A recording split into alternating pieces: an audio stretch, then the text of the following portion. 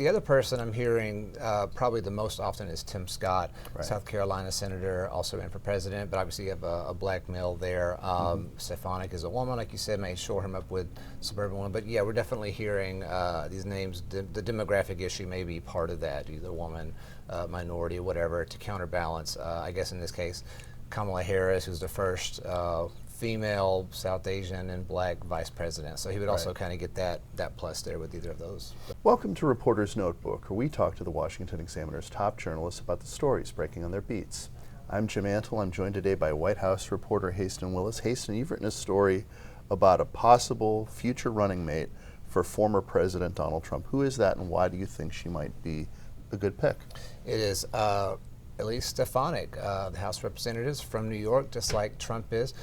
She's getting a lot of buzz for vice president, mostly because she is just the strongest, most consistent defender of Trump. I mean, she's always out there defending whatever it is he's doing, attacking his opponents, really like just kind of playing up the role. People seem to think she's auditioning. She even said that she would not have certified the results of the 2020 election the way that Mike Pence did. Very direct statement. Obviously, that's what led to Pence falling out with Trump and no longer being associated with him.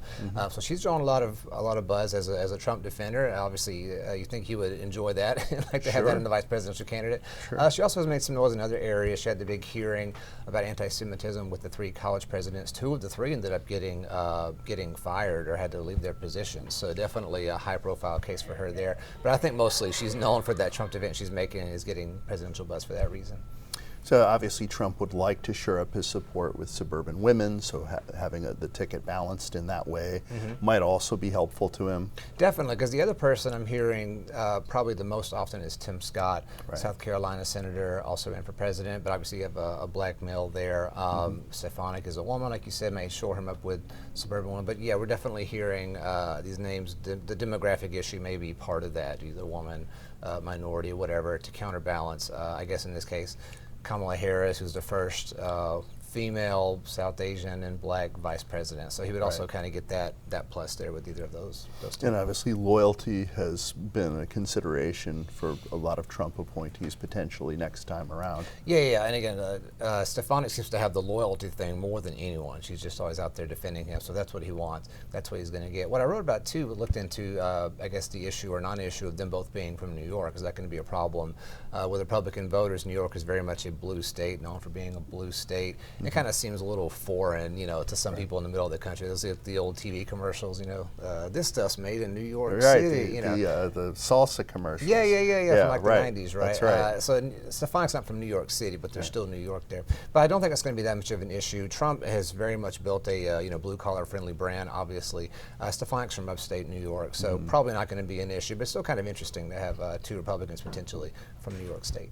So President Joe Biden has had the report on his handling of classified documents come out.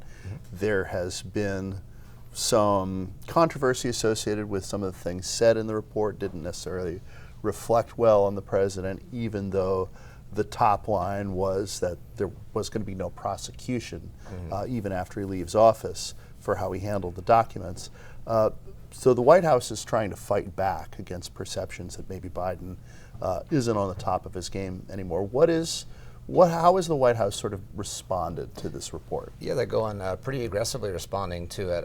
Biden had that press conference the day that it came out where he was getting angry and saying that the comments were gratuitous. That's kind of been the big word. They said the comments in the report were gratuitous. And then they had another press conference on Friday, had an appearance from White House counsel spokesperson Ian Sams. Pretty rare appearance. He doesn't get up there very much in front of the press. I was at that briefing.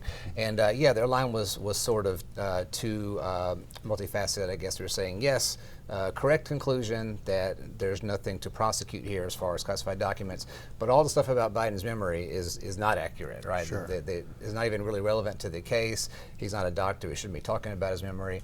But we support the ultimate conclusion that he shouldn't be prosecuted. But they're pushing back on that really hard. I think they understand that it's going to be potentially very damaging for Biden. If people think that he doesn't have a healthy memory, that unlikely to vote for him for president. So they're really pushing back hard against that notion. So one of the things that the Biden administration might like to forget is this controversy over a statue in Pennsylvania. You've written about this story. Talk a little bit about why this became an issue in the first place. Sure. Yeah, that was a big controversy that kind of came and went pretty quickly. The National Park Service announced on Friday, January 5th, they were going to remove a statue of William Penn from Welcome Park in Philadelphia. William Penn is a huge figure, of course, in that part of the country. Pennsylvania is named after him. And it said, the release was pretty short, but it said we're taking public comments, but it also said the statue of William Penn will be removed and not replaced. So it was like, we're taking comments, but no matter what, the statue's gone. So it really blew up over the weekend. All of a sudden, there's all these news stories coming out. People are outraged over it. And then they pulled the plug on it Monday at night, Monday, January the 8th, saying, never mind, we're not doing this. So the whole plan is basically gone. So I got very curious about that. You know, what actually happened here? Who was making these decisions? Put out a Freedom of Information Act request for documents related to what happened there.